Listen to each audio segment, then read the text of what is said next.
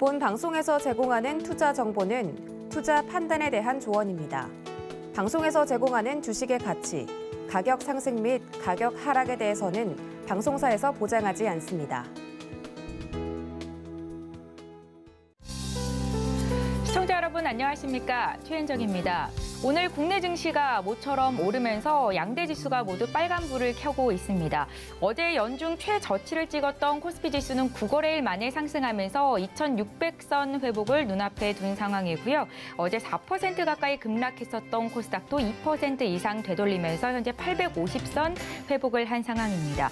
낙폭이 과대했다라는 인식의 반등을 시도하고 있다는 분석이 우세한데요. 오늘의 상승을 어떻게 해석할 수 있을지 앞으로의 투자 전략까지 짜보는 시간 갖겠습니다. 저희 방송은 유튜브를 통해서 참여가 가능합니다. 서울경제TV 검색하고 들어오셔서 방송 보시면서 시장과 관련한 궁금증 남겨주시면 답변 드리도록 하겠습니다. 또한 저희 방송에서 제공하고 있는 정보는 투자 판단에 대한 조언입니다. 해당 주식의 가치나 수익률을 보장하고 있지 않습니다. 서울경제TV와 서울경제신문은 당사의 브랜드입니다. 서울경제증권TV와는 무관하며 기타 유사 사칭에도 유의를 해주시기 바랍니다. 5월 13일 금요일 오늘장 내일장 시작합니다.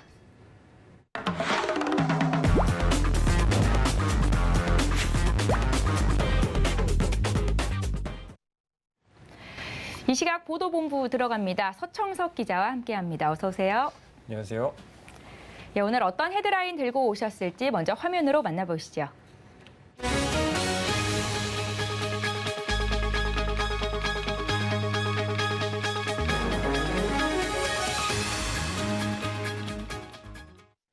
예, 어제 이어서 오늘도 한국산 가상화폐죠. 루나와 테라 이야기 나눠봅니다. 두 코인은 최근 연일 급락세를 보이고 있는데요. 폭락 사태가 진정이 되지 않자 거래가 한때 중단되기도 했었다고요? 네, 그렇습니다. 두 코인의 끝없는 추락에 한때 두 코인은 거래가 일시 중단됐다가 거래가 재개됐습니다. 블룸버그 통신에 따르면 타임폼랩스가 루나와 테라가 거래되는 블록체인 네트워크에 대한 공격을 막기 위해 시스템을 중단한 뒤 다시 재가동했습니다. 앞서 테라폼랩스는 트위터를 통해 블록체인 가동 중단을 선언하고 시스템 거버넌스 공격을 막기 위해 소프트웨어 패치를 적용하겠다고 밝혔습니다. 블룸버그 통신은 테라폼랩스가 루나와 테라 폭락 사태에 블록체인 시스템 가동을 중단해 거래를 일시 정지한 것이라고 밝혔습니다. 예, 발행사인 테라폼랩스가 루나와 테라의 폭락을 막기 위해서 자금 조달을 하겠다라고 했었는데 자금 조달이 아니라 거래 일시 정지 결정을 했었잖아요. 이 원인이 뭡니까? 네, 앞서 테라폼랩스는 테라, 루나 폭락 사태를 막기 위해 15억 달러를 조달하려고 했는데요. 여의치 않은 상황이 되자 가상화폐를 정지를 하는 블록체인 시스템 중단이 해결책이 하나였던 것으로 분석됩니다. 네, 폭락 사태를 막기 위한 어쩔 수 없는 결정이었다라는 분석인데요. 현재 그럼 지금 두 코인의 가격은 어떻게 결정이 되고 있나요? 네, 거래는 재개되긴 했지만 루나와 테라의 가격은 회복되기 좀 힘들어 보입니다. 예. 가상화폐 거래소 바이낸스에 따르면 루나는 전일 대비 99.99% 하락했습니다. 루나는 한시 기준 약 0.000355달러대로 추락했고 1달러 가치에 연동되도록 설계된 스테이블 코인 테라는 0.1달러대로 주저앉았습니다. 네, 99% 폭락이라니 새삼 이 가상화폐가 참 무섭다라는 생각이 드는데요. 루나와 테라 폭락 사태로 가상화폐 대장인 비트코인도 흔들리고 있다고요? 예, 맞습니다. 루나와 테라의 폭락으로 비트코인도 크게 흔들리는 모습입니다. 루나와 테라 폭락 사태로 인해 이미 한 차례 흔들린 가상화폐 자금이 금리 인상까지 불안감까지 더해지면서 거듭된 악재 속에 비트코인은 29,000달러 선까지 붕괴되기도 했었습니다. 앞서 비트코인 가격은 테라와 루나 가격이 폭락하며 3만 달러 아래로 떨어진 바 있는데요. 여기에 미국의 4월 소비자 물가지수가 월가 예상치를 벗어나며 비트코인 가격이 29,000달러 선까지 밀려난 겁니다. 오늘 상승 전환에 성공을 하긴 했는데 한시 기준 3만 달러 선을 회복하긴 했습니다. 예, 앞으로 비트코인은 어떻게 흘러갈까요? 네, 일각에선 비트코인이 2만 달러대까지 추락할 수 있다는 전망도 나오고 있는데요. 네. 가상화폐 투자자이자 갤럭시 디지털의 최고 경영자 마이크 노보그라츠는 당분간 비트코인 가격이 불안정하고 변동성이 확대되는 등 매우 어려운 상황이 이어질 것이라며 비트코인과 나스닥 지수 동조화 현상이 심해지고 있는 만큼 나스닥 지수가 11,000선까지 떨어질 경우 비트코인이 3만 달러 선이 붕괴될 가능성이 있다고 전했습니다. 또한 켄터링 클락 비트코인 애널리스트 역시 미국의 4월 CPI가 시장 예상치보다 심각할 경우 비트코인 가격이 최악의 상황에서 2만 달러까지 추락할 수 있을 것이라고 진단했습니다. 반면 가상화폐 거래소 크라켄의 최고 경영자는 비트코인이 무너질 것이라고 생각하지는 않는다며 비트코인이 실제로 2만 달러 선까지 하락할 경우 전 재산을 투자해 비트코인에 올인할 것이라고 말했습니다. 예, 잘 알겠습니다. 두 번째 소식으로 넘어가 보겠습니다. 유가가 조금 떨어졌는데 이 수입 물가 지수도 소폭 낮아진 것으로 나타났습니다. 자세히 듣겠습니다. 네, 지난달 국제유가가 소폭 떨어지자 수입 제품의 원화 환산 가격 수준도 4개월 만에 낮아졌는데요. 한국은행이 13일 발표한 수입 물가지수 통계에 따르면 4월 기준 수입 물가지수는 147.95로 3월보다 0.9% 하락했습니다. 전월 대비 기준으로는 지난 1월 이후 4개월 만에 내림세로 돌아섰지만 작년 같은 달과 비교하면 여전히 35%나 높은 수준입니다. 품목별로는 3월과 비교해 존재료 중 광산품, 중간재 가운데 석탄, 석유 제품의 하락폭이 컸습니다.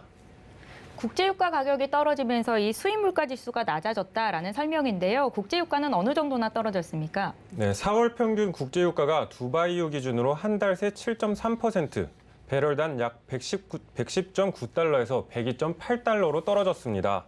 이 영향에 수입 물가 지수도 낮아진 건데요. 다만 농림수산품, 1차 금속 제품 등은 오름세를 유지했습니다. 또 4월 수출 물가 지수는 3월보다 1.0% 높은 126.8일로 집계됐습니다. 1월 이후 4개월 연속 상승으로 1년 전과 비교하면 21.4% 오른 수치입니다. 네, 마지막 소식 보겠습니다. 현대자동차가 조 바이든 미 대통령의 한국 방문 기간 동안에 조지아주에 전기차 공장을 건립하는 계획을 발표할 예정이라고 하는데요. 자세히 듣겠습니다. 네, 현대자동차가 조 바이든 미국 대통령의 한국 방문 기간 미국 조지아주에 70억 달러 규모의 전기차 공장을 건립하는 계획을 발표할 예정이라고 AP통신이 현지 시간 12일 보도했습니다. AP통신에 따르면 이번 투자가 8,500개의 일자리를 창출할 것이라 밝혔는데요. 또 현대차와 조지아주 정부가 오는 20일 조 바이든 대통령 방한 기간에 맞춰 현대차의 전기차 공장 설립을 발표할 것이라고 전했습니다. 조지아주에 들어서는 공장에선 현대차와 기아차 브랜드로 자동차와 배터리를 생산할 것으로 보이며 현대차도 미국 내 전기차 개발에 매진하고 있으며 곧 발표가 있을 것이라고 밝혔습니다. 현지 언론 서베너 모닝뉴스도 이날 브라이언 카운티의 약 270만 평 부지의 사진을 공개하며 이곳에 현대차 공장이 들어설 것이라고 보도했습니다. 이 부지는 조지아주 서베너 경제개발청이 지난해 5월 6,100만 달러, 하나 약 762억 원에 매입한 곳인데요. 현대차 그룹은 지난 2006년에 현대차 엘레베마 공장을, 지난 2009년에는 기아차 조지아주 공장을 설립해 가동에 들어갔으며 조지아주에 부품 공급망을 구축해놓고 있습니다. 네, 현대차의 대규모 전기차 공장 설립 추진 소식까지 들어봤습니다. 지금까지 이시각보도본부 서청석 기자와 함께했습니다. 고맙습니다. 감사합니다. 예, 오늘 국내 증시가 오랜만에 오르고 있습니다. 자세한 시황 상황 살펴봅니다. 김혜영 캐스터 전해주시죠. 안녕하십니까. 캐스터 김혜연입니다. 오늘 모처럼 아시아 주요국들의 증시가 모두 상승불을 켜내주고 있습니다. 그간 너무 내린 데에 따른 저가 매수가 들어오고 있다라고 하는데요. 오늘 국내 증시도 경기 침체 또 가상화폐 급락 등이라는 악재가 여전히 잔존하고 있지만 전일의 조정분을 또 회복해주고 있는 모습입니다. 네, 그럼 이 시각 지수 상황부터 살펴보겠습니다. 오늘 코스피 지수가 상승 출발을 한 이후에는 탄력을 계속해서 또 확대해 나가주고 있습니다. 현재 1.82%의 강세가 보이고 있고요. 2,596포인트대에서 거래되고 있습니다. 네, 오늘 코스피 시장에서는요, 또 MSCI 편입 기대감이 있는 종목들의 상승이 눈에 띄고 있습니다. 이어서 코스닥 지수도 확인해 보시죠. 네, 마찬가지로 견조한 상승이 눈에 띄고 있습니다. 2.21%의 강세를 보이고 있고요. 852포인트대에서 거래되고 있습니다. 전일 미증시에서 국채금리가 반락이 나오게 되면서 성장주를 중심으로 한 투심이 소폭이나마 회복이 되고 있다라는 이야기도 나오고 있습니다. 이어서 수급도 확인해 보시죠. 네, 우처럼 외국인들의 매수세가 들어와 주고 있습니다. 6거래일 만에 매수 우위를 보이고 있고요. 기관도 현재 6,158억 원 매수 우위 보여지고 있습니다. 반면에 개인 같은 경우에는 9거래일 만에 매도로 전환하는 모습 보여지고 있습니다. 이어서 코스닥의 수급도 확인해 보시죠. 네, 코스닥 시장에서 외국인과 기관의 양 매수가 17거래일 만에 들어오고 있습니다. 기관은 1,115억 원 매수해주고 있고요. 외국인은 948억 원 매수세 보여지고 있습니다. 이어서 상승하는 업종 테마도 살펴보겠습니다. 네, 오늘 UAM 관련주들의 동반 상승이 눈에 띄고 있습니다. 윤석열 정부의 출범으로 인해서 UAM 관련주들의 주가가 최근 들어서 계속해서 꿈틀거리는 모습이 나타났었죠. 윤석열 정부가 미래 전력 사업을 국정과제로 삼고 있는 만큼 기대감이 커진 모습인데요. 여기에 오늘 정부가 에어택시 연구에만 1조 6천억 원의 연구비를 투자하겠다라고 이야기를 했습니다. 국토부 관계자에 따르면 이르면 다음 달 중에 예비 타당성 검사 문서를 제출할 예정이라고 이야기를 했는데요. 오늘 이 같은 소식에 관련주들이 힘을 받고 있습니다. SK텔레콤은 현재 2.68% 강세를 보이고 있고요. 네온테크는 4.85%, 기산텔레콤은 현재 10% 가까운 상승폭을 보이고 있습니다. 이어서 하락하는 업종 테마도 살펴보겠습니다. 네, 제지주는 하락세를 보이고 있습니다. 제지나 골판지 관련한 업종들이 지난 4월에 굉장한 시세를 보였었죠. 국제 펄프값의 급등으로 인해서 제지주들의 1분기 실적을 견인할 수 있겠다라는 전망들이 나왔었죠. 이후에도 원자재 가격이 계속해서 오름세를 보이고 있고 펄프값도 상승 추세를 이어나가고 있고요. 또 미국에서는 종이 수급 대란이라는 이야기까지 나오게 되면서 하반기에도 금판지나 금종이는 이어질 것이란 이야기가 있었는데요. 다만 오늘은 그간 오른 데에 따른 차익 실현 매물들이 나오고 있습니다. 아세아제즈는 1.3% 하락세가 보여지고 있고요. 무림페이퍼는 3.09%, 신풍제지는 현재 2.58%의 하락폭이 보여지고 있습니다. 이어서 증시 탑10 확인해 보겠습니다. 네, 삼성전자가 2% 내외의 강세를 보이고 있습니다. 첫 6G 포럼 개최 소식이 있었고요. 네이버와 카카오는 동반 강세를 가져가 주고 있습니다. 서울경제가 뽑은 특징주도 확인을 해보면요. 제일테크노스가 급등을 보이고 있죠. 원자력 발전소 건설의 핵심 설비를 독점하고 있는 기업이라고 합니다. HLB의 리보세라닙이 미국 최종 임상에서 효능을 확인했다는 소식이 오늘 급등 보여지고 있고요. 셀트리온 그룹주들은 오늘 동반 약세가 보이고 있죠. 큰형인 셀트리온이 영업이익이 급락을 보였다라고 하면서 3사 모두 오늘 장 초반 52주 신저가를 또 새롭게 기록하는 모습이 포착이 됐습니다. 네, 그럼 먼저 한국전력부터 살펴보도록 하겠습니다. 네, 한국전력의 1분기 실적이 당초 예상대로 어닝쇼크를 기록을 했습니다. 지난해 최대 적자 규모였던 2조 원을 넘어섰다라고 하는데요. 유가를 비롯해서 연료비 가격 급등으로 전력 구매 부담이 커진 상황에서 요금 동결도 이루어지게 되면서 수익성이 악화가 됐다라고 합니다. 다만 주가는 1.8% 강세를 보이고 있고요. 22,650원에서 거래되고 있습니다. 네, 이어서 살펴볼 종목은 광명전기가 있습니다. 네, 삼성전자가 반도체 투입을 본격화하고 또 조 바이든 미국 대통령이 오는 20일부터 방한 기간 중에 삼성전자를 방문할 계획이라고 이야기하면서 관련주인 광명전기도 현재 24%대의 급등을 가져가 주고 있습니다. 네, 마지막으로 살펴볼 종목은 NC소프트가 있습니다. 1분기 실적 발표 이후에 장 초반부터 강한 주가 상승이 보여지고 있습니다. 역대 최대 분기 실적을 기록했다라고 하는데요. 매출액은 전년 동기 대비해서 54.2%, 영업이익은 무려 330%나 증가를 했다라고 합니다. 현재도 10%대 견조한 상승이 보여지고 있고요. 43만 9천 원에서 거래되고 있습니다. 네, 지금까지 증시 탑10 확인해봤습니다.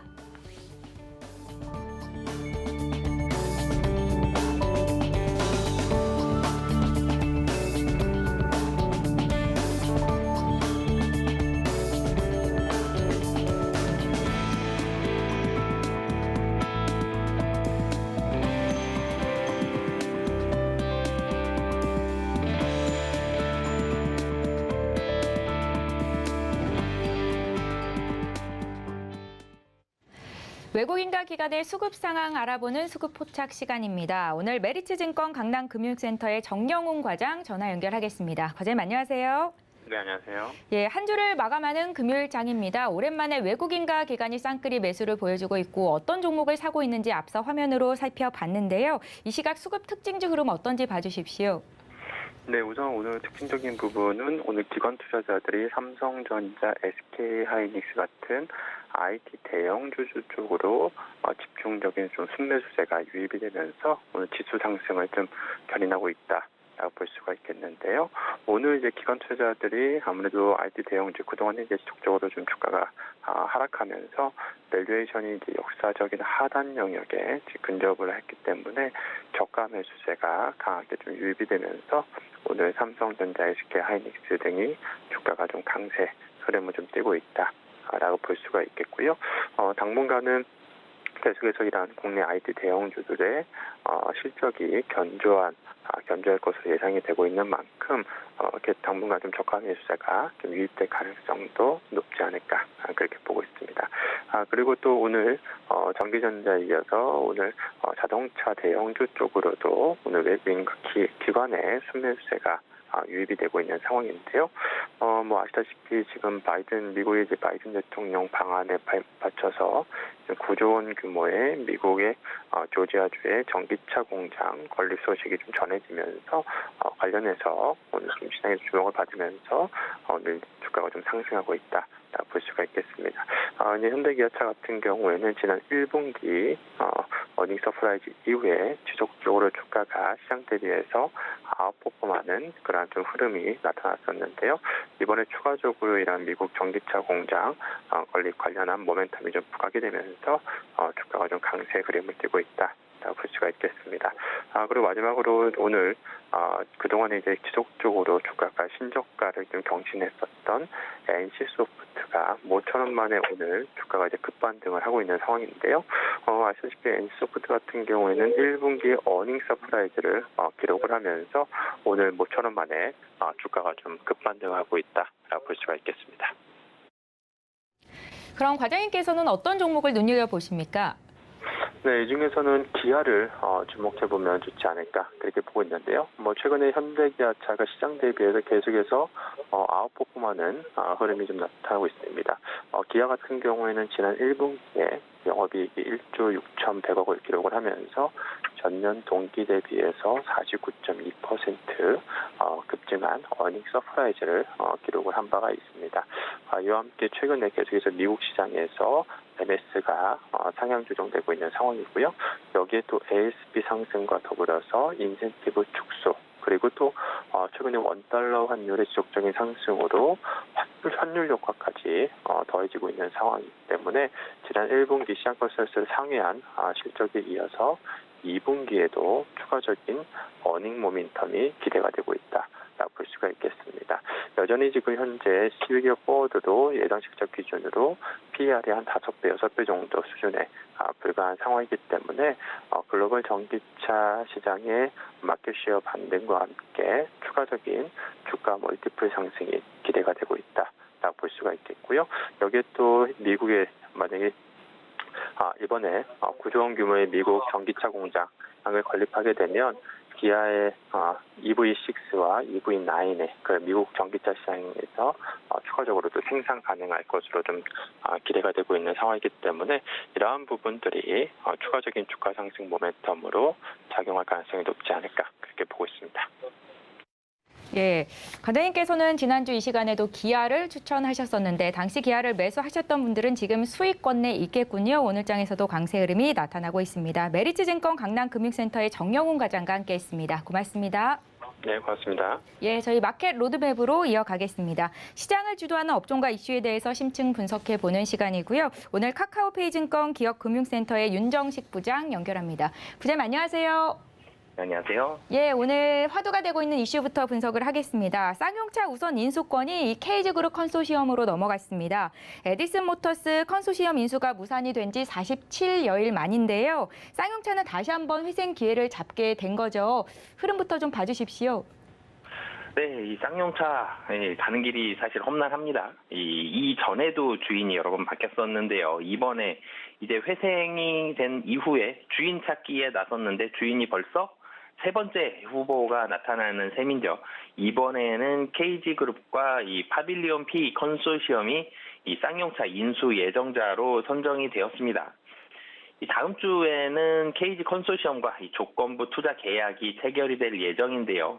그 이후에 이번에 KG그룹 파빌리온 P 컨소시엄이 100% 결정된 건 아니고요. 이 조건부 투자 계약을 이번에 하고요. 그 이후에 공개 입찰을 통해 인수자를 확정을 지을 예정입니다. 그러니까 이게 이 스토킹 홀스 방식이라고 하는데요. 우선은 이 인수 예정자를 선정을 해놓고 그 이후에 공개 입찰까지 해서 최종적으로 결정을 하는. 그러니까 최종적으로는 더 높은 가격을 제시한 쪽에 이 결정이 되는 그런 방식이다라고 보시면 되고요. 이전에 사실은 유력했었던 후보가 쌍방울 그룹이죠. 쌍방울 그룹 같은 경우는 이번에 이전에도 뭐 굉장히 좀 적극적인 의지를 표력을 하고 있는데 쌍방울그룹도 본입 차례는 재참여할 예정이다라고 보시면 되겠습니다. 예, KG그룹의 쌍용차 인수 예정자 허가 소식에 관련주들 오늘 장 초반에는 급등세를 나타냈었는데 지금 상승분을 조금 전부 반납을 하고 있는 분위기이기도 하고요. 현재 주가 흐름에 대해서는 어떻게 보십니까?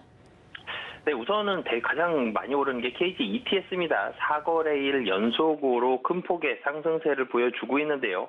5월 10일, 그러니까 화요일이죠. 화요일 날 8.96%, 그리고 수요일에 5.48%, 목요일 어제 상한가 기록을 했고요. 오늘은 상승폭 좀 줄어들었습니다. 7.5% 정도 상승을 하는데요.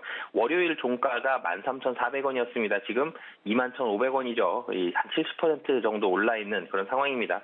굉장히 많이 급등을 했는데 좀 전에 말씀 주셨던 대로 많이 좀 그야말로 좀 쪼그라드는 그런 모습들이 나오고 있습니다. 상승폭 많이 줄었고요. 오늘 장중 고가가 19.75%인데 지금 한 8% 정도로 많이 줄어들었습니다.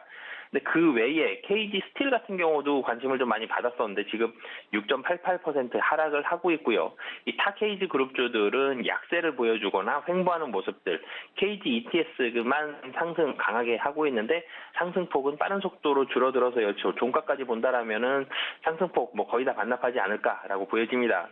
그리고 KG 그룹주들은 그래도 뭐 KG ETS라도 좀 올라가고 있는 모습이 나오고 있는데 이 쌍방울 그룹주 중에 가장 대표적이죠. 쌍방울과 광림 같은 경우는 주가가 상당히 크게 좀 급락하고 있는 이런 모습을 보여주고 있습니다. 전체적으로는 쌍용차의 미래, 그러니까 쌍용차에 어느 정도가 투자가 되고 어떤 계획이 들어가고 그리고 매년 얼마 정도의 자금이 들어가고 뭐 어떤 플랜으로 살려주겠다 이런 부분들에 좀 본질에 집중하기보다는 쌍용차라는 굉장히 크죠. 뭐 부채가 많긴 하지만 굉장히 큰 이 회사를 누가 가져가느냐, 가져가는 쪽이 단기적으로 어떻게 보면 약간 테마 같은 분위기가 형성이 되면서 주가가 크게 움직이는 모습이 나오고 있고요. 쌍방울 광림도 이 초기에는 크게 움직였었죠. 근데 이제는 KG그룹 쪽으로 우선 협상 대상자 선정이 되면서 KG그룹이 주가가 크게 움직였다가 오늘 같은 경우는 상승폭을 상당히 많이 반납하고 있는 모습들이 나오고 있습니다. 네, 과거 이 에디슨 모터스 인수 무산에 쌍용차 인수전이 다시 한번 본격화됐었는데요. 당시 인수에 도전했던 주요 기업들의 몸집이 쌍용차를 품기에는 다소 약한 게 아니냐, 이게 문제점으로 지적이 됐었거든요. 이번 KG그룹 컨소시엄의 경우는 어떻습니까? 네, 좀 전에 말씀 주셨던 대로 이전 업체 대표적으로 뭐 쌍방울 같은 경우도 그랬는데요. 에디슨 컨소시엄도 그렇습니다.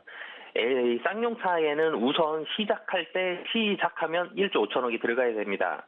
1조 5천억 원 중에서 나라에 줘야 되는 빚이 있죠. 그리고 은행에 줘야 되는 빚도 있습니다. 채권자들의 그야말로 빚잔치를 다 통해야 되고요.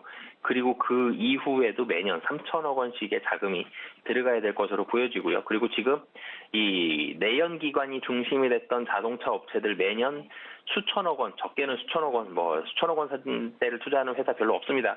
수조 원대의 자금까지 투자를 하면서 친환경차로 기술 개발 상당히 많이 적극적으로 하고 있는데 쌍용차도 결국은 그런 쪽으로 나아가야 되거든요. 그렇게 본다라면 이 처음에 1조 5천억 원 뿐만이 아니라 그 이후에도 수조 원의 돈이 들어가야 되는 상황이 발생합니다. 그렇기 때문에 이전에 에디슨 모터스 같은 경우는 상당히 작죠. 회사 가치 자체가 상당히 좀 작았었는데 그럼에도 불구하고 뭐 대규모 유상증자라든지 FI를 모집을 해서 인수를 하겠다라는 부분들 밝혔는데 그 부분에 있어서 물음표가 상당히 많이 달렸었죠.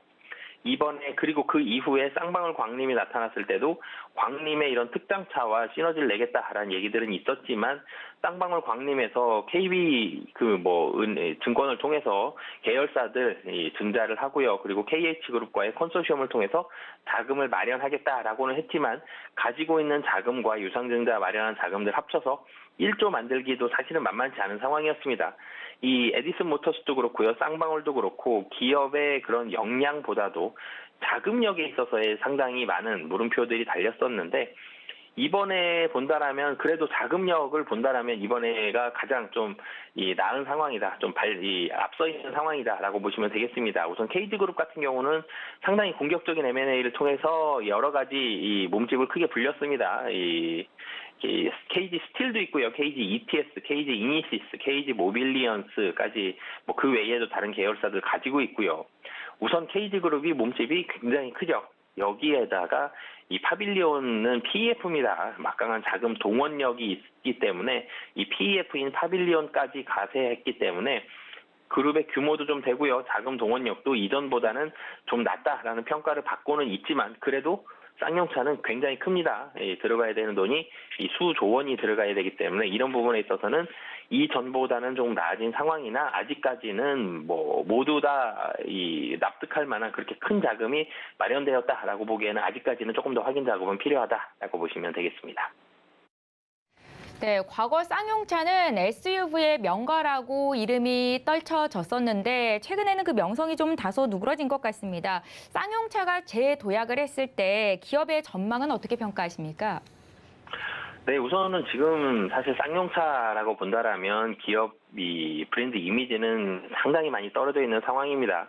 쌍용차 자체만 놓고 봤을 때는 부채 상당히 많고요. 쌍용차에서 뭐 코란도, 티볼리 그 이외의 차가 뭐가 있느냐라고 봤을 때는 사실은 히트작이 좀 적죠. SUV는 굉장히 잘 만들었었는데요. SUV 이외에는 상당히 많은 물음표가 달리고요.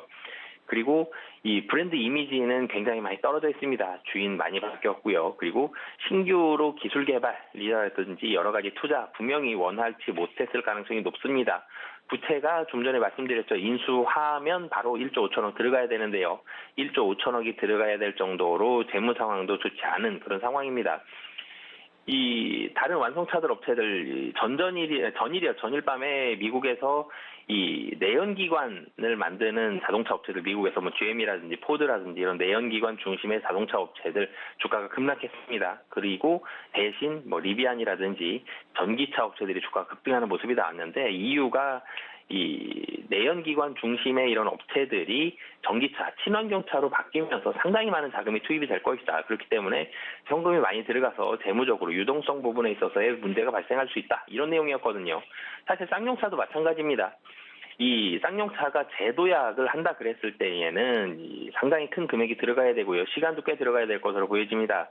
SUV 잘 만든다라는 장점을 살려서 SUV에 뭔가 전기차라든지 수소차라든지 이런 부분들을 결합시켜서 이 개발을 하고 신규 자동차를 출시를 해야 되는데 이런 부분들이 이 자금이 상당히 많이 들어가야 될 것으로 보여지고요.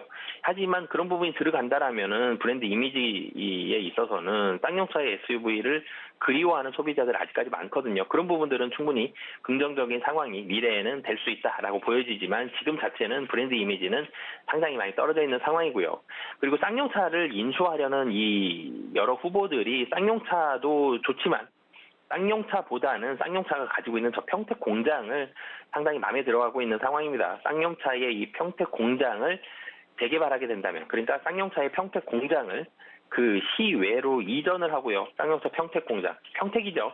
상당히 많은 아파트가 재개발이 됐습니다. 평택 공장을 산업단지라든지 아파트라든지 여러 가지 이 다른 시설로 재개발을 한다 그랬을 때는 수천억 원, 적게는 수천억 원의 이런 이익이 충분히 발생할 수 있을 그런 자리거든요. 이런 부지에 사실은 좀 더 많은 관심을 가지고 쌍방울이라든지 KG그룹이 이 도전장을 내밀었을 가능성이 높습니다. 그렇기 때문에 이 쌍용차의 미래에는 뭐 분명히 뭐 긍정적인 부분이 나올 수는 있지만 현재만을 봤을 때는 쌍용차 자체는 좀 힘든 상황이고 이 평택 공장의 재개발에 좀 더 눈이 많이 가고 좀 더 기대감을 많이 할 수 있는 그런 상황이다라고 말씀드리겠습니다. 예, 쌍용차의 인수 우선권이 이 KG그룹 컨소시엄에 들어갔다라는 소식으로 인해서 주요 주가들의 등락이 좀 엇갈리고 있는 분위기입니다. 새 주인 찾기에 나선 쌍용차 인수 마무리까지 저희는 어떤 관전 포인트를 염려에 둬야 하는지를 먼저 여쭤보고 싶고요. 또 투자에 나서는 투자자 입장에서는 어떻게 투자를 하면 좋을지 조언을 좀 부탁드릴게요.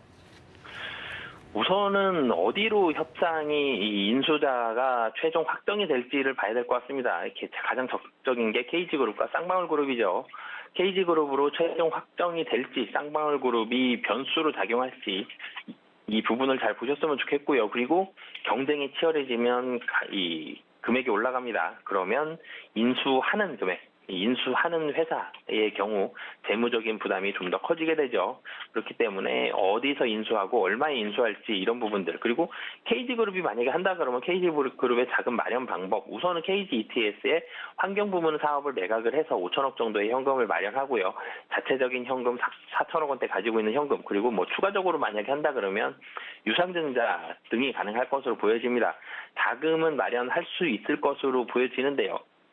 그런데 어떤 회사에 어떤 사업부를 매각을 하고 그리고 어떤 회사에 유상증자가 되는지를 잘 봐야 될 것 같습니다. 유상증자를 대규모로 했을 때 시장에서 반응하는 게 유상증자 많이 되면 지분이 희석이 되죠. 주가에는 악재입니다. 하지만 그 희석이 된 지분보다 들어간 현금으로 쌍용차의 지분을 많이 가져오고 그 쌍용차의 이 평택 공장 재개발이라든지 쌍용차의 브랜드 가치 이런 부분들을 시장이 긍정적으로 본다라면 주가는 좋게 작용할 수 있거든요. 그렇기 때문에 어떤 곳이 되는지, 얼마에 되는지, 그리고 자금은 어떤 방법으로 마련하는지, 그 자금은 분명히 상장사들을 통해서 마련을 해야 됩니다.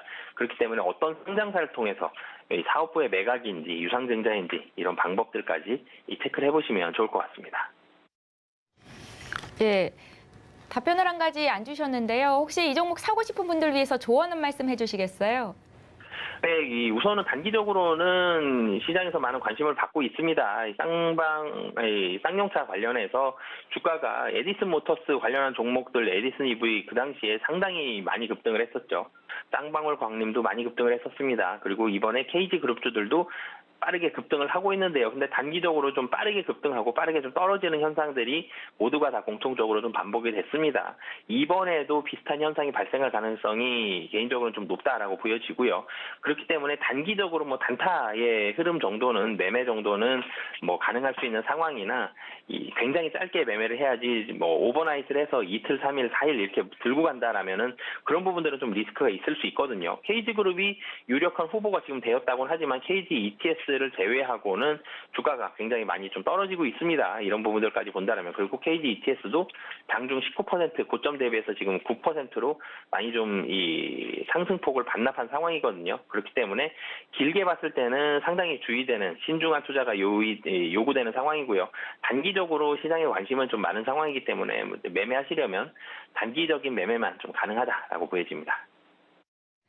예, 자신 있는 분들만 매매에 나서라라는 조언으로 정리를 해보겠습니다. 마켓 로드맵 카카오페이증권 기업금융센터 윤정식 부장과 함께했습니다. 고맙습니다. 네, 감사합니다.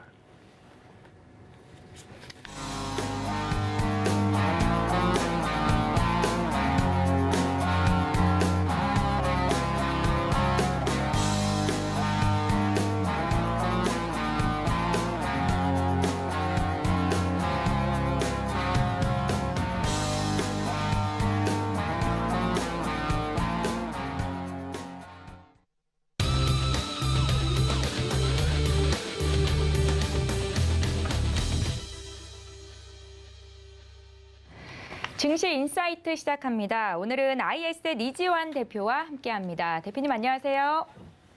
안녕하세요. 이재환입니다. 예, 연준이 빅스텝을 발표한 가운데 미국의 소비자 지수와 생산자 물가 지수가 발표가 됐습니다. 특히 소비자 물가 지수가 예상치를 상회하기는 했는데 그래도 지난달보다는 둔화된 모습이 나타났는데요. 이를 두고 일시적이다, 정점을 찍었다 분석이 좀 엇갈리고 있습니다. 대표님의 의견 좀 여쭤볼게요. 이제 어제 PPI 지표가 발표가 되었고, 그 전에 이제 CPI 지표가 발표가 됐는데, 이제 특징적인 부분은 이 두 지표가 어쨌든 직전 달보다는 절대 수치가 낮아지면서, 어쨌든 인플레이션의 정점론에 대한 부분은 좀 이어갔다. 이렇게 보이지만, 또 한 가지 이제 아쉬운 부분은 예상했던 수치만큼 떨어지진 않았다라는 부분이고, 특히 이제 우리가 변동성이 큰 에너지나 식료품을 제외한 이 근원 지표를 보면, CPI 같은 경우는 근원 CPI가 전월 대비해서 예상치보다 조금 올랐고요. 반면에 이제 PPI는 근원 PPI가 전월 대비로 해서 예상치보다 조금 떨어졌습니다. 그러니까 이게 교차되는 모습을 보이면서 판단이 조금 유보되는 모습인데 이 부분은 이제 우리가 어떻게 해석해야 되냐라고 좀 본다면 결국은 우리가 예상했던 수치만큼은 아니지만 어쨌든 그 인플레이션 정점론에 대한 불씨를 계속 이제 좀 살려나갈 수 있는 상황은 되었다라는 부분이 어제 그 미국 증시가 장중에 급락을 보이다가 낙폭을 회복하면서 만회했던 그런 부분의 이유가 좀 될 수 있다라고 좀 보여지고요. 다만 우리가 지금 현재 이 물가 지표는 어쨌든 절대 수치가 상당히 높은 수준에 지금 들어와 있기 때문에 이 부분이 정말 우리가 정점론이라고 생각할 수 있을 만큼 꺾이냐 부분이 또다시 이제 다음 달로 이제 이관되는 모습을 좀 보였습니다. 어떻게 보면 시장은 그래도 예상했던 부분에서 크게 멀어지지 않았기 때문에 일단 바닥론에 대한 그 부분이 좀 대두가 될 수 있는데요.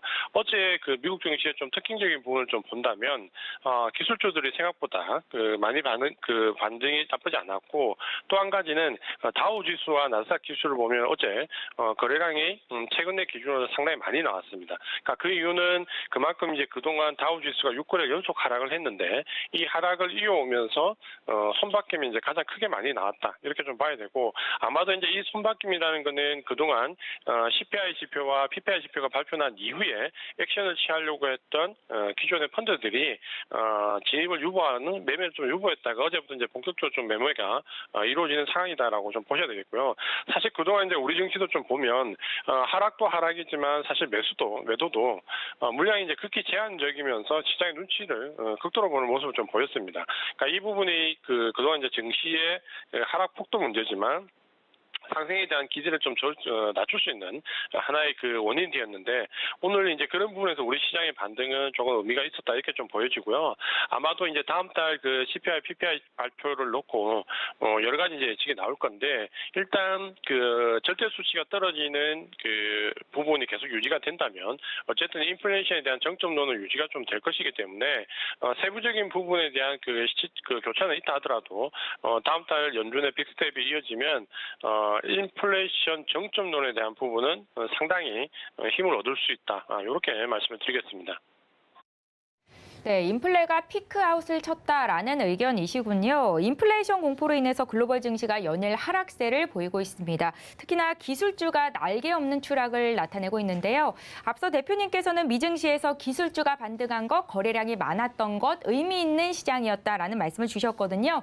기술주들이 저점을 확인했다라고 보시는 건가요? 그러니까 이제 우리가 이 기술주를 볼 때 그 좀 유념해야 될 부분이 있습니다. 뭐냐면 이 기술주가 지금 현재 이제 유동성 장세에서 실질 장세로 넘어오면서 성장주냐 가치주냐의 논란에 이제 많이 첨예하게 좀 중간에 서 있는데 지금은 이제 그 실적에 관한 부분이 가장 어떻게 보면 증시 종목의 바로 밑이라고 좀 볼 수 있습니다. 결국 이 기술주 중에서도 팬데믹 때 유동성을 등에업고 오버슈팅인 종목이 있고 또 한편으로는 팬데믹 때 주가가 정점을 찍은 종목들이 있습니다. 반면에 이 기술주라는 하나의 테두리 안에서 실적이나 가이던스가 좋은데도 불구하고 낙폭이 좀 과대했던 종목들이 있습니다. 그러니까 우리가 현재는 이제 이 두 부분을 좀 분리해서 생각을 해볼 필요가 있는데 예를 든다면 지금 미국 같은 경우에는 실적 발표 이후에 넷플릭스나 아마존 같이 실적이 정점이었던 팬데믹을 기대해서 실적이 정점이었던 종목들이 뭐 하루에 30-40% 급나가는 아비규환의 모습을 좀 보여줬는데요. 사실 이제 이런 부분은 이전의 금리 인상 사이클에서도 비슷한 현상이 좀 있었습니다. 결국은 우리가 이제 기술주 중에서 실적이 정점이었던 종목과 팬데믹에 많이 기대된 종목을 구분할 필요가 있고 이 부분은 우리가 잘 알고 있는 비대면 관련되어 있는 종목들 특히 우리가 그동안 팬데믹이라는 특수한 상황 속에서 실적이 좀 많이 났던 종목들 위주로 좀 구분할 필요가 있고요. 반면에 반도체나 IT 부품의 일부 종목들을 보면 물론 공급 관련된 이슈가 좀 있었지만 실제 실적 가이던스가 그렇게 나쁘지 않았는데도 불구하고 낙폭이 상당히 과대했던 부분이 있습니다. 오늘 그 삼성전자 반등이 상당히 인상적인 부분이 나오는데 삼성전자는 그동안 사실 보고되었던 레포트 내용들에 비해서 실제로 실적 발표는 항상 가이던스를 상회하는 모습을 좀 보였습니다. 그 정도로 실적이 나쁘지 않았는데 문제는 수급과 여러 가지 보고되는 레포트들 내용들 따라서 등락이 그동안 계속해서 낙폭이 좀 커져왔었죠. 그러면 이제 지금 현재 삼성전자, 하이닉스를 비롯한 반도체, 특히 이제 메모리 반도체 관련된 종목들이 저점을 잡느냐 여부를 봐야 되고 역시 이제 미국도 마찬가지인데 최근에 미국의 낙폭에 대한 부분에서 반등의 정도를 보면 작년까지 기술주들이 상당히 좋은 모습을 보일 때는 오히려 시스템 반도체들이 상당히 좋은 모습을 보였는데 최근에는 오히려 낙폭이 줄어드는 정도는 메모리 반도체 쪽이 오히려 낙폭이 적고 상승폭이 더 크게 나옵니다. 그러니까 이런 부분들을 본다면 아마도 결국은 지금까지의 상황과 좀 다르게 앞으로의 실적 가이던스에 따라서 기술주들이 지금은 옥석이 좀 가려지고 있는 시기다 이렇게 좀 봐야 될 것 같고 만약에 오늘 삼성전자가 의미 있는 반등이 나오고 오늘과 다음 주 월요일 정도에 나스닥의 반등이 좀 양호한 모습으로 나온다면 삼성전자를 필두로 해서 기술주들이 바닥을 잡는 모습이 좀 확인이 될 가능성이 높습니다. 특히 이 삼성전자가 가지는 상징성이 굉장히 있는데요. 팬데믹 때 삼성전자의 상승이 그 고점을 형성했던 이후에 지금 어떻게 보면 계속해서 하락하는 모습을 좀 보여줬는데 오늘 삼성전자가 의미 있는 반등을 하고 이 부분이 오히려 나스닥에 영향을 주고 나스닥이 저점을 잡는 모습이 좀 나온다면 기술주들은 우리가 이제 고려해야 될 두 가지 양대 축 중에서 가장 중요한 축이 될 수 있다라는 관점을 보셔야 되고 또 한 가지는 우리가 그 실적이 그 금리가 인상되는 시기에 기술주들은 상당히 위험하다라는 시각을 좀 가지고 있는데 이번 직전에 2015, 16, 17년도에 금리 인상 시기에는 오히려 기술주들이 상당히 강한 모습을 보였습니다. 특히 우리가 잘 알고 있는 엔비디아 같은 종목이 미국 같은 증시에서는 전체 상승률 2위를 기록하면서 기술주의 상승을 이끄는 모습을 좀 보였거든요. 그런 점을 본다면 무조건 유동성 장세가 끝났다고 해서 성장적으로 대응되는 기술주가 금리 인상 구간에서 하락하는 것은 아니다. 다만 실적이 오버슈팅됐던 종목들 혹은 실적이 정점이 되었던 팬데믹 관련 종목들을 제외하고 반도체를 비롯해서 실적 위주의 종목들 옥석을 좀 가려서 보면 충분히 지금 접근할 필요가 있다. 이렇게 말씀을 드리겠습니다. 예, 기술주들도 종목별로 옥석 가리기를 해야 한다라는 말씀이셨습니다. 실적을 정점을 찍은 종목들 또 팬데믹으로 수혜를 입었던 종목들은 피하고 반도체 IT 일부 종목 중에서 실적 대비 낙폭이 가대했던 종목들을 보자라는 말씀이십니다. 글로벌 금융시장이 공포에 내몰리면서 패닉장이 연출되고 있습니다. 미국 증시 같은 경우에는 지난 4월 베어마켓에 공식 진입을 했다라는 분석도 있고요. 국내 코스피는 지금 현재 그래도 2600선 회복을 못하고 있는 상황인데요. 상황이 좀 언제쯤 나아질까요? 일단 이제 단기적으로는 하락폭이 워낙 크게 나왔고, 나스닥 같은 경우가 지금 1월달 고점 대비로 한 30% 굉장히 큰 폭을 밀렸고, 다우지수는 지금 현재 어제까지 거의 6거래일 연속 하락을 하고 있습니다. 자, 이렇게 놓고 보면 사실 지금 상황이 굉장히 엄중한 구간이 맞고, 이 하락의 공포가 인플레이션에 대한 제어가 적절하냐, 늦었다라는 시기적인 부분 얘기가 나오면서 이 부분이 이제는 경기 위축이라는 부분까지 야기시킬 수 있다라는 어떻게 보면 이렇게 패닉 장세거든요. 근데 이제 우리가 이 단기적으로 하락이 급박한 패닉 장세에 대한 부분에 대한 대처는 분명히 현실적으로 해야 됩니다. 분명히 해야 되는데 반면에 우리가 또 생각해봐야 될 부분은 결국 이제 이런 하락이 그렇다면 정말로 경기 사이클상 경기를 위축시키고 이 경제 사이클을 하락으로 만들 수 있는 사이클 전환을 의미하느냐라는 부분은 반드시 이제 구분지어서 생각을 해볼 필요가 있습니다. 그러니까 이 부분을 우리가 왜 그 생각을 해야 되냐면 사실 제가 이제 계속 강조를 드리는 부분인데 이전 직전에 그 금리 인상 시기가 2015년 12월 달입니다. 그때 2015년 12월 달에 연준이 FOMC에서 금리 인상을 했고 2016년 1월과 2016년 그 2월 중순까지 그러니까 한 달 반 정도 되는 기간 동안 지난번 금리 인상 사이클에서 금리 인상 첫 금리 인상 이후 한 달 반 동안 다우 지수가 거의 한 13~14% 이상 폭락을 했었습니다. 그러니까 그때도 폭락을 했었고 그때 나왔던 이제 뉴스들을 지금 이렇게 리뷰를 해보면 역시 지금과 비슷합니다. 유가에 대한 걱정, 경기 위축에 대한 부분, 여기에 달러 강세에 대한 부분 여러 가지 얘기가 지금과 똑같이 동일하게 그때도 쏟아졌는데 그때도 한 달 반 정도의 공포스러운 15% 내외의 다우지수 하락이 있었고 이후에 정말 거짓말같이 시장이 바닥을 잡고 상승한 이후에 물론 중간에 굴곡이 있었지만 70%가 넘는 상승을 이어갔습니다. 그럼 지난번 금리 인상 사이클을 우리가 본다면 금리 인상 첫 금리 인상 이후에 15% 하락과 이후에 70% 반등이라는 결과를 볼 수 있는데 제 기억에 이제 그때 15% 정도 급락하는 그 한 달 남짓한 기간 동안 굉장히 지금보다 더 안 좋은 뉴스들이 많이 쏟아졌습니다. 지금과 비슷하죠. 마치 이제 경기 사이클이 끝날 것 같고 증시는 더 이상 위험 자산에 손대면 안 될 것 같은 분위기였는데 역시 이제 그 부분이 급격한 상승으로 전환됐듯이 이번에도 역시 마찬가지라는 거죠. 우리가 이제 생각해봐야 될 부분이 지금의 경기 위축이라는 부분이 우리가 전형적인 경기 하락 사이클에 해당되는 수요가 감소하고 수요가 감소해서 생산이 감소하고 이 생산이 감소하면서 고용이 위태로워지고 고용이 위태로워지면서 다시 수요가 감소하는 이런 경기 하락의 전형적인 악순환에 지금 들어가 있느냐 아니면 지금 현재 수요가 감소하기는커녕 공급이 지금 딸리는 상황에서 공급에 대한 이슈, 팬데믹 이후 공급과 물류에 대한 이슈 여기에 생산 물가에 대한 그 인플레이션 이런 부분들이 지금 현재 경기를 하락 사이클로 끌고 갔는지 아니면 경기가 기대했던 것에서 잠시 주춤하는 상황인지 그 상황에서 러시아 우크라이나라는 돌발적인 전쟁이라는 변수가 나왔고 중국의 제로 코로나 정책에 따른 봉쇄 조치까지 엎어지면서 어떻게 보면 우리가 이제 엎친 데 덮친 격이라는 최악의 시점을 맞이했는데 만약에 그런 그 경기 사이클상에서 중간에 나왔던 부분이라면 오히려 지난번 금리 인상 사이클처럼 한두 달 정도 시간을 가지고 봤으면 그때 우리가 주식을 샀었어야 되지 않았나라고 할 정도로 그때가 최악의 구간이었습니다. 그러니까 최근에 이제 이걸 조금 더 다른 각도에서 본다면 대부분의 그 미국의 금융투자회사들, 뭐 JP 모건이나 그 모건 스탠리 중에서 상당히 이제 그 우려스러운 레포트들이 많이 나오지만 우리가 또 한 가지 이제 자세히 보면 지난달 그러니까 3월 이후에 오렌 버핏이 보면 팬데믹 이후에 주식을 줄기차게 내다 팔았는데 지난 2월, 3월 집중적으로 64조 원에 달하는 주식을 매수를 했었습니다. 그러니까 우리가 잘 알고 있는 그 오렌 버핏이 전형적으로 주가가 가치에 비해서 어떤 우발적인 이슈나 사건에 의해서 폭락하는 그런 경우가 왔을 때 매수를 집중적으로 하는 것으로 유명한데 이런 오렌 버핏이 이제 한두 달 만에 한 64조에 가까운 주식을 매수를 했다라는 것도 어떻게 보면 우리가 한 가지 이슈가 될 수 있고 또 한 가지는 그 제가 좀 전에 말씀드렸던 이 경기의 판단에 대한 기준에서 지금 현재 우리가 간과하고 있는 것 중에 하나가 고용입니다. 그러니까 최근에 우리가 그 10년여를 거치면서 계속해서 뉴스에서 봤던 부분이 그 고용에 대한 불안, 정규직, 비정규직 상당히 고용이 어렵다는 뉴스인데 지금 팬데믹을 거치면서 우리 뉴스에서 이제 그런 부분이 싹 사라졌죠.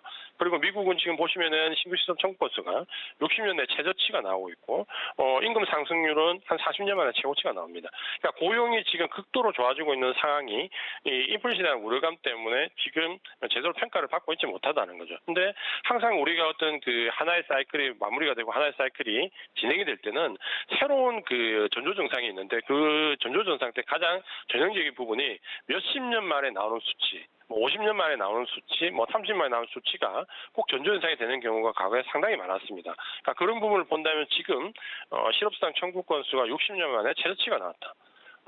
실질 임금 상승률이 80년대 이후 40년 만에 최고치를 기록하고 있다라는 부분이 나중에 지나고 봐서 그 구간을 판단을 해본다면 그때가 정말 경기 사이클에서 상당히 좋은 구간에 진입하는 순간이었구나라는 부분도 볼 수 있다라는 거죠. 그러니까 그런 부분을 본다면 지금 단기적으로 하락하는 구간이 굉장히 엄중하고 리스크 관리를 주식을 하시는 분 입장에서는 분명히 해야 되는 구간은 맞지만 우리가 그 지난번 금리 인상 사이클에서의 큰 사이클을 놓치지 말고 우리가 하락장에서 지금 현재 어떤 그 대비를 해야 되는지 하락장에서 예를 들어서 손 놓고 있다면 이 위에 상승장이 들어왔을 때도 제대로 대처하기가 상당히 어렵습니다. 그러니까 우리가 하락장에서는 전형적으로 하락 리스크를 관리하기 위해서 현금화를 하거나 혹은 헤지를 하거나 그다음에 이제 종목을 조금 더 강한 종목으로 압축을 하거나 그리고 시장의 바닥을 할 때 추가 진입하는 이 세 단계의 과정을 보통적으로 펀드 매니저들이 거치게 되는데 개인들도 마찬가지죠. 그러니까 이 과정을 좀 거치면서 우리가 대응을 할 필요가 있고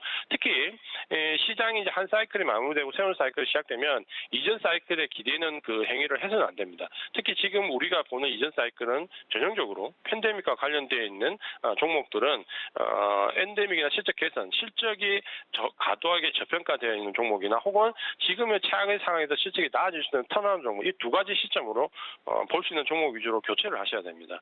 그래서 항상 그 하나의 사이클이 끝날 때 이전 종목들에 대한 미련을 버리지 못하시거나 혹은 그 종목들이 공유담에 의해서 오늘같이 뭐 일시적으로 반짝 반등이 나올 때 착각하기 쉬운데 하나의 사이클이 마무리되고 새로운 사이클이 시작될 때는 새로운 주도주가 나온다. 이 부분을 꼭 유념을 하시면서 지금이 단기적으로 좀 엄하더라도 항상 장기 사이클에 대한 염두를 하셔야 되고 다우나 나스닥 지수가 오늘 기준으로 본다면 대량의 거래량이 어제 처음으로 동반이 되었기 때문에 오늘과 다음 주 초반에 좋은 모습이 나온다면 저점을 한번 형성할 수 있는 구간에 들어왔다. 이런 정도의 시향을 가지고 증시에 대한 대응을 하시면 될 것 같습니다. 예, 말씀하시는 가운데 코스피가 다시 2,600 위로 올라왔다는 것도 전해드리겠습니다. 인플레이션 정점 논란의 증시가 패닉 상황인데요. 앞으로 투자 관점 어떻게 가져가면 좋을지 인사이트 얻어봤습니다. IS세 이지환 대표와 함께했습니다. 고맙습니다. 고맙습니다. 예, 오늘장 내일장 저희가 준비한 소식은 여기까지입니다. 저희 방송에서 제공하는 정보는 투자 판단에 대한 조언입니다. 해당 주식의 가치나 수익률을 보장하고 있지 않습니다. 또한 서울경제TV와 서울경제신문은 당사의 브랜드입니다. 서울경제증권TV와는 무관하며 기타 유사 사칭에도 유의를 해주시기 바랍니다. 저희는 잠시 뒤 마감 임박 60분의 승부로 돌아오겠습니다. 고맙습니다.